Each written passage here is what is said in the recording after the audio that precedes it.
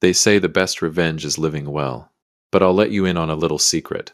The real best revenge is sitting across the dinner table from your enemies and letting them think they've already won.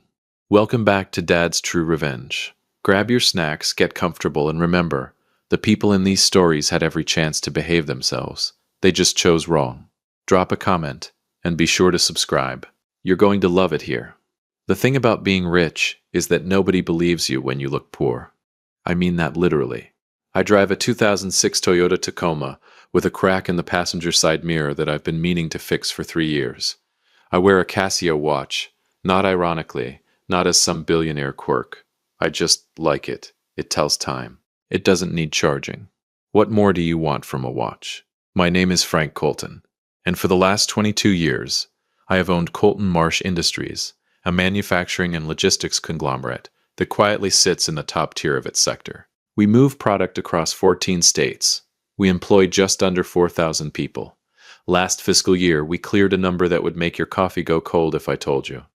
But walk up to me on a Wednesday morning outside my house in Beckley, West Virginia, watering my tomatoes in a flannel shirt and beat-up garden clogs, and you'd offer me a coupon, not a boardroom seat.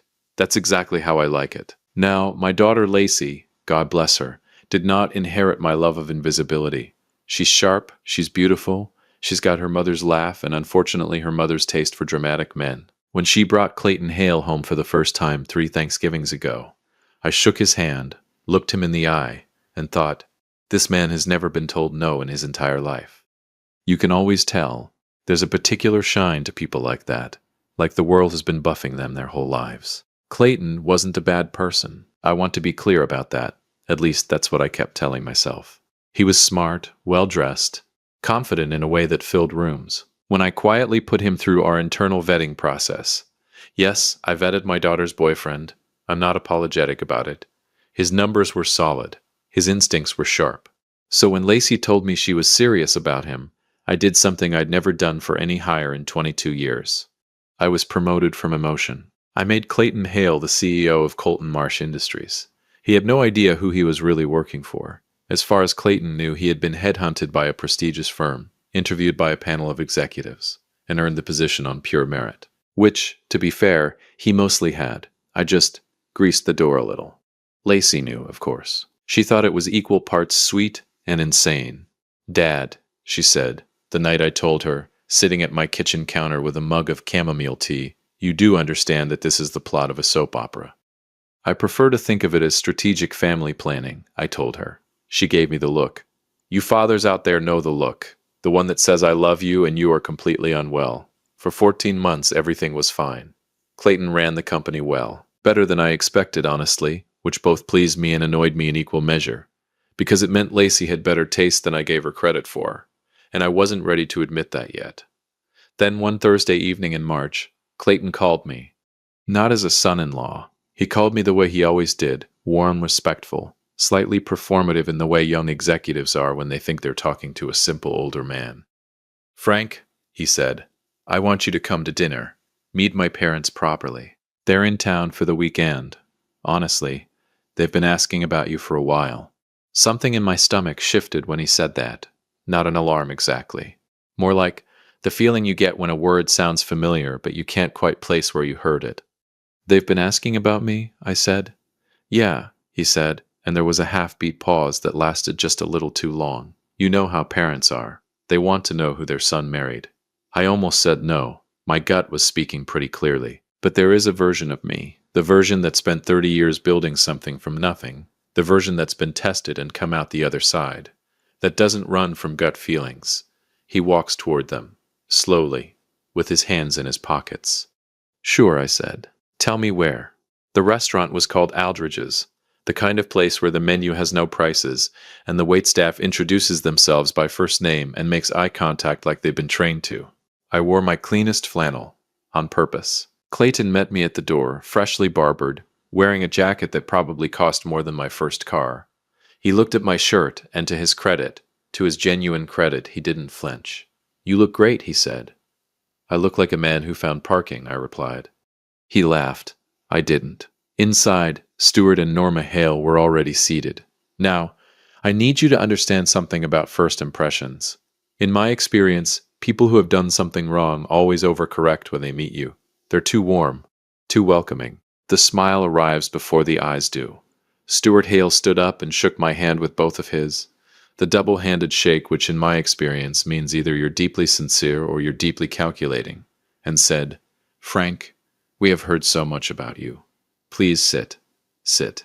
Norma touched my arm and said I looked wonderfully comfortable, which is the expensive restaurant way of saying she'd clocked my flannel and filed it under not a threat. Good. We ordered. We made small talk. Clayton talked about the company, carefully the way he always did around me, keeping details vague out of what he thought was professional courtesy. Stuart asked about my little property in Beckley, which Lacey had apparently mentioned. I told him I grew tomatoes. He nodded the way people nod when they've stopped listening.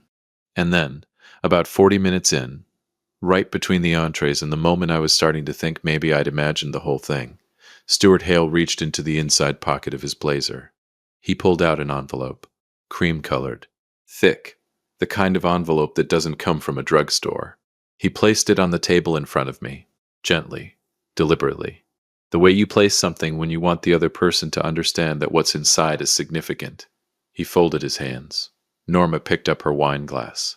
Clayton, and this is the part I keep coming back to, Clayton looked down at his plate.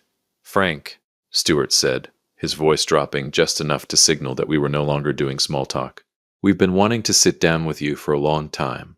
There are some things about the past, about your history, that we think deserve a conversation." I looked at the envelope. I looked at Stuart. I looked at Clayton, who was still studying his salmon like it owed him money. And I thought, there it is.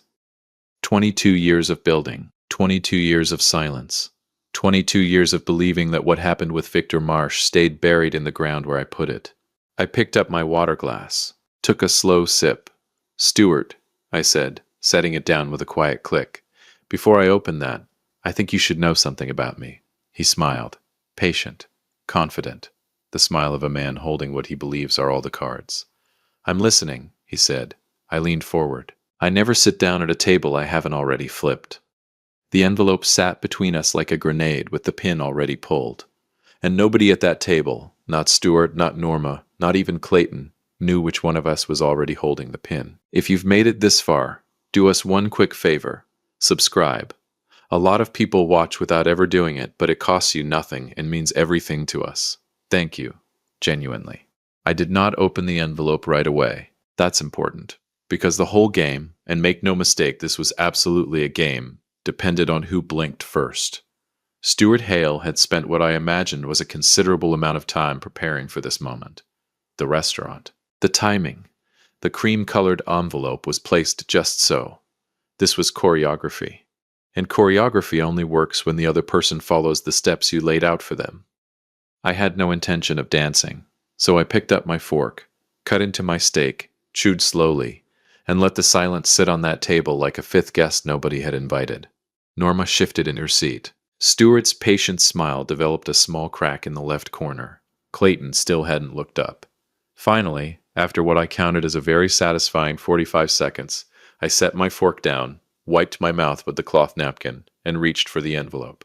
Inside were documents, photocopied but clean, organized with the kind of deliberate neatness that says a lawyer touched these. I didn't read them immediately. I didn't need to, because the moment my eyes landed on the name at the top of the first page, my entire chest went cold and completely calm at the exact same time. Victor Marsh. Let me tell you about Victor Marsh.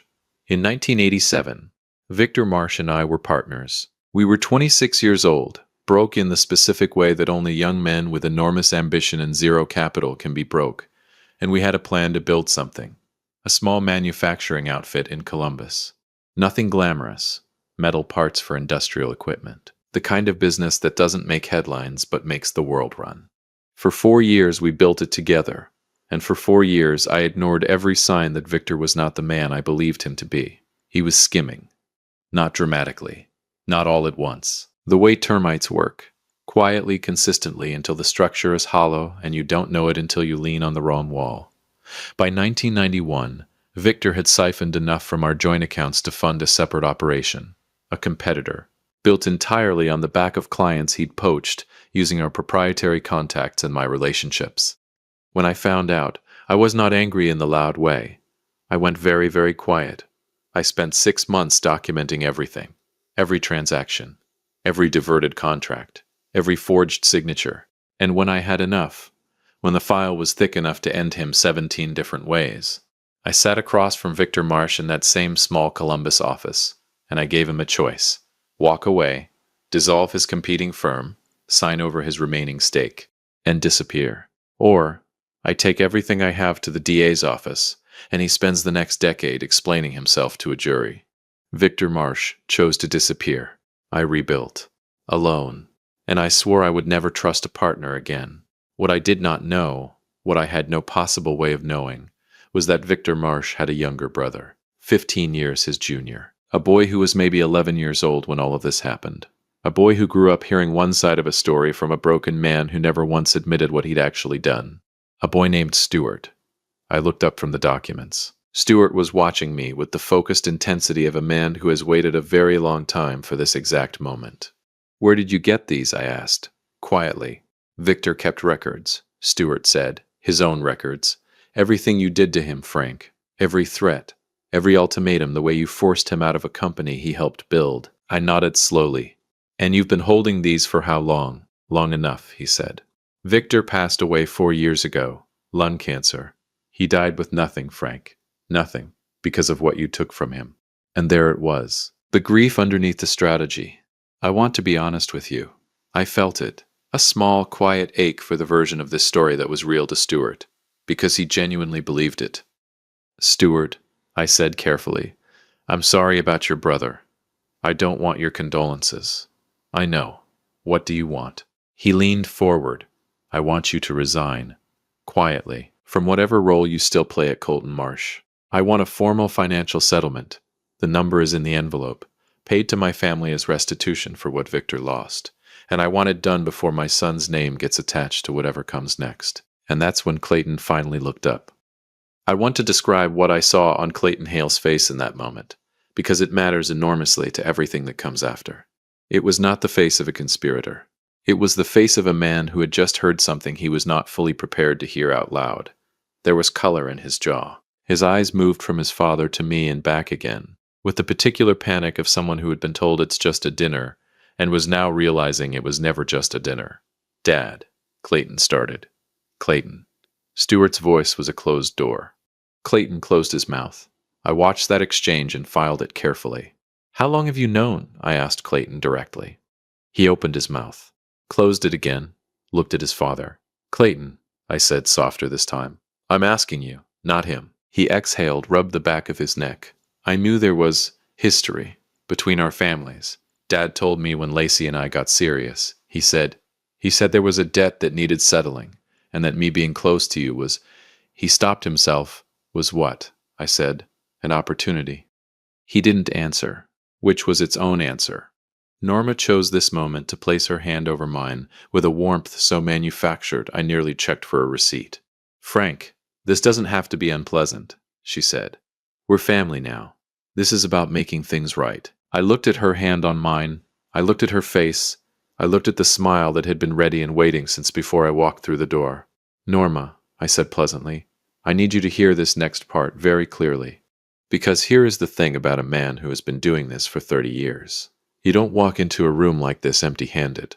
Not when your gut spent the entire week before dinner whispering at you. Not when a name like Victor Marsh is still somewhere in your past." I had made some calls of my own.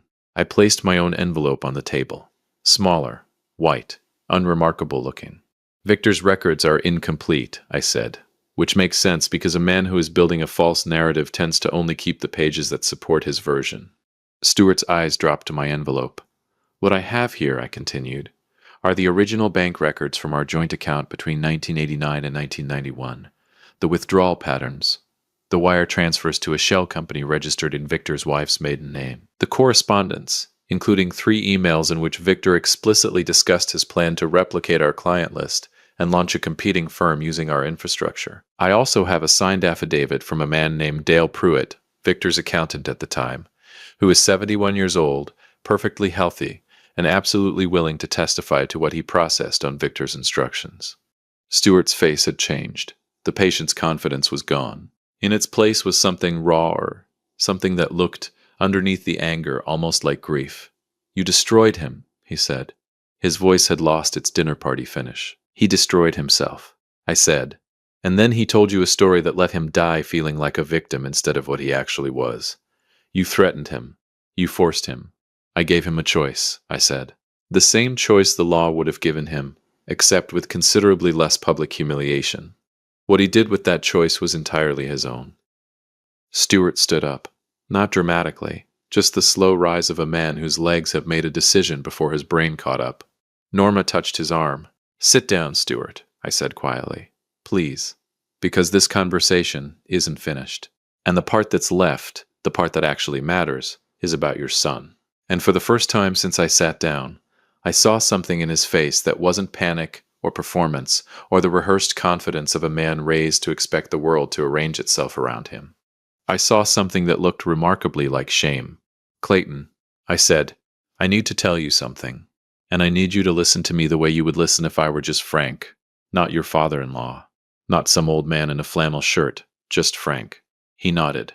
Barely, but he nodded. I leaned forward. I know who you are. I've known since before you walked through my daughter's front door. And what I'm about to tell you is going to change every single thing you think you understand about your life for the last 14 months. The waiter appeared at the edge of the table. Can I interest anyone in dessert? He asked brightly. All four of us stared at him. He backed away slowly. Clayton Hale was about to find out that the quiet old man in the flannel shirt wasn't a guest in his world. He was the architect of it. And the blueprints were about to land on the table. If you've been listening for a while and want stories like this to keep coming, it really helps if you hit that like button and subscribe. 97% of people never do, but it's what keeps this whole thing running. So, thank you for real. I want to tell you something about the word reveal. People think a reveal is dramatic. They think it comes with raised voices and pointed fingers, and someone storming out of a room. They've watched too many movies. In my experience, the most devastating reveals happen in the quietest voices. The ones that don't need volume because the words themselves are heavy enough to pin a man to his chair without laying a single finger on him. I poured myself a glass of water, took a sip, set it down, and I began. Clayton, I said, what do you know about how you got your job? He straightened slightly. The CEO reflex, the automatic assembling of composure that I'd watched him deploy in boardrooms for over a year. I was headhunted, he said. Executive search firm. I interviewed with the board. It was a competitive process. It was, I agreed, completely legitimate. Your numbers were strong. Your instincts were good. I want you to hold on to that part because it's true, and it matters. What do you mean, you want me to hold on to that part? I mean, I said slowly, that the search firm that headhunted you was contracted by me. The board you interviewed with reports to me. The position you have held for the last 14 months. The one with the corner office on the 19th floor, and the car allowance and the salary that I know, because I approved it, exists inside a company that I own. Entirely. Have owned for 22 years. The frown deepened, then stopped. Then his face did something I can only describe as a slow system shutdown, like a computer that has been handed information that does not compute, and simply stops processing. He started.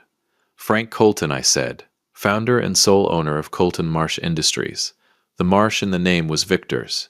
I kept it because I built this company on the lesson he taught me, and I never wanted to forget it.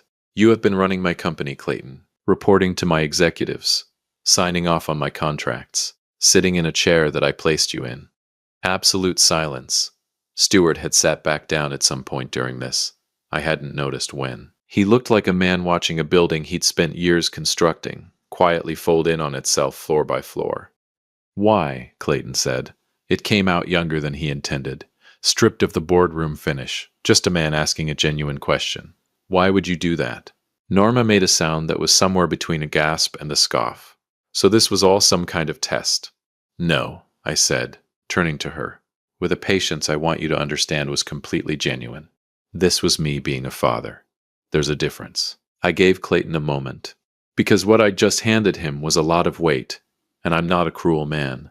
I wanted him to find his footing before the next part, because the next part was the part that was going to require him to make a decision. And decisions made in free fall are rarely the ones people stand behind later.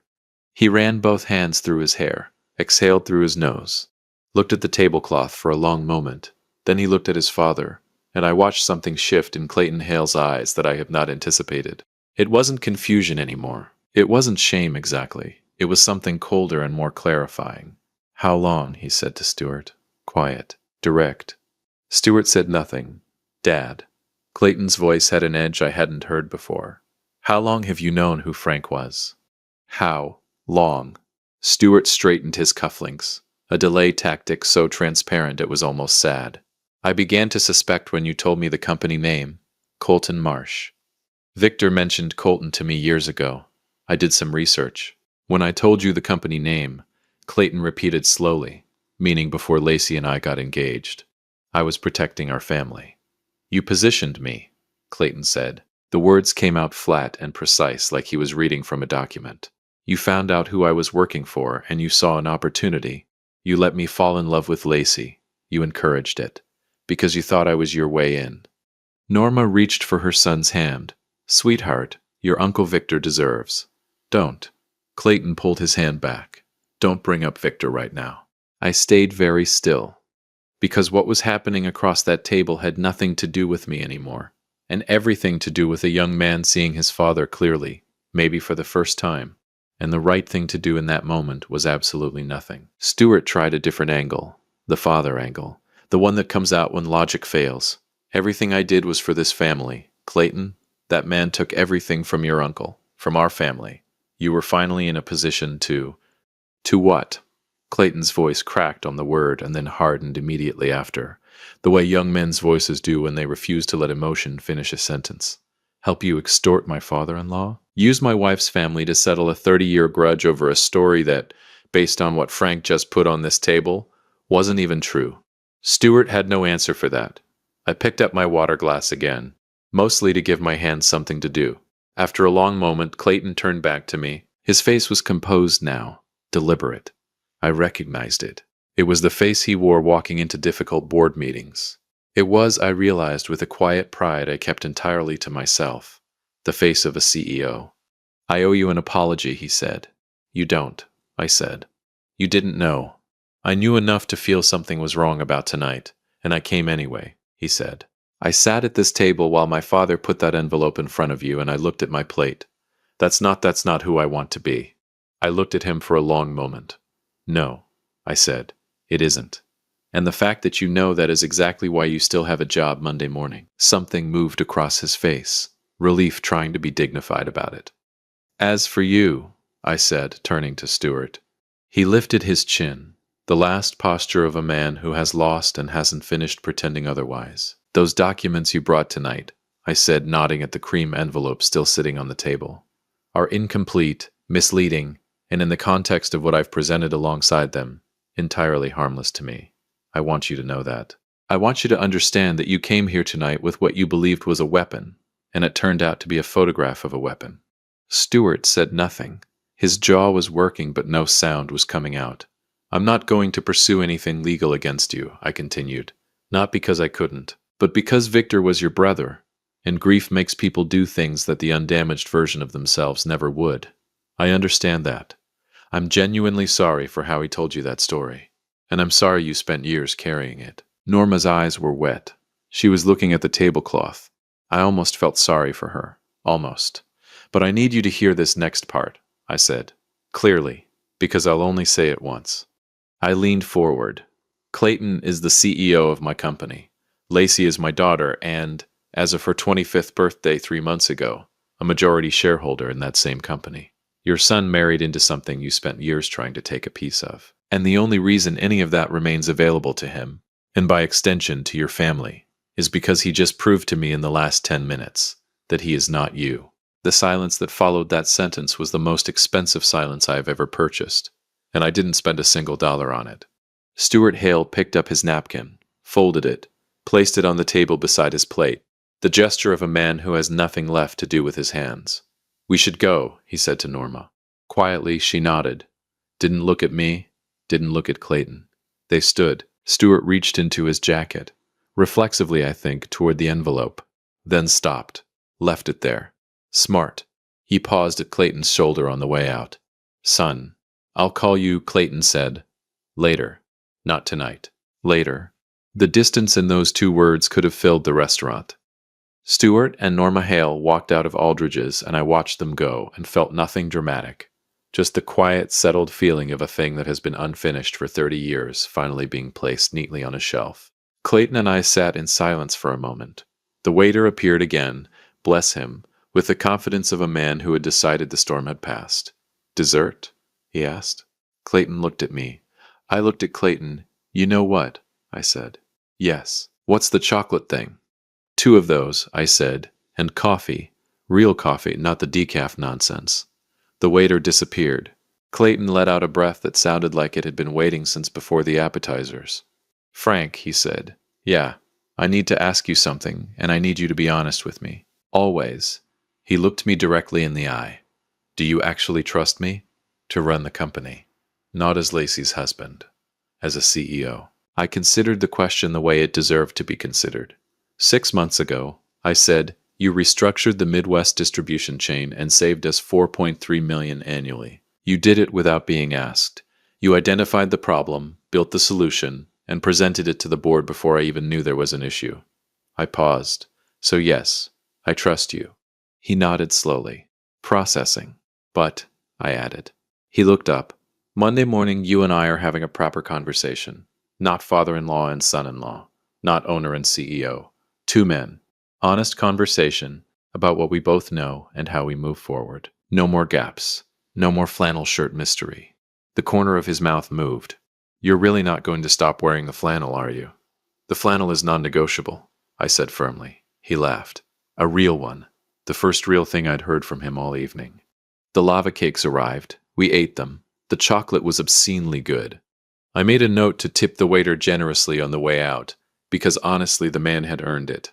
I drove home in my 2006 Toyota Tacoma with the cracked passenger mirror. The city moved past the windows and I let it. I thought about Victor Marsh, the young man he was before greed got its hooks in him. I thought about Stuart, sitting somewhere tonight with a story he'd have to rebuild from the foundation up. I thought about Clayton driving home to my daughter, trying to figure out how to explain an evening that had rearranged his entire understanding of his own life. I thought about what it means to build something, not just a company, a way of moving through the world that means when someone finally comes for you, and someone always eventually comes for you, you are not caught off guard at a dinner table. You are already home. I pulled into my driveway, sat in the truck for a minute, looked at my house, modest, warm, lit from inside because Lacey had stopped by earlier and never remembers to turn off the kitchen light. My phone buzzed. A text from Clayton. "I told Lacey everything. She says you're impossible and she loves you. Also, she says the flannel thing is embarrassing and she agrees with me." I smiled at my phone in the dark. Typed back, "Tell her the flannel built her inheritance." I put the phone in my pocket. Got out of the truck. Walked up to my front door. Somewhere across the city, Stuart Hale was sitting with an empty envelope and a story with holes in it. And I was going home to my tomatoes. Some men build empires to prove something. Frank Colton built his to protect something. There's a difference. And tonight, finally, everyone at the table understood it. If you liked this story, join our community by hitting that like button and subscribing for more real, raw, and family-centered stories. And as always, thank you for being a part of this sphere.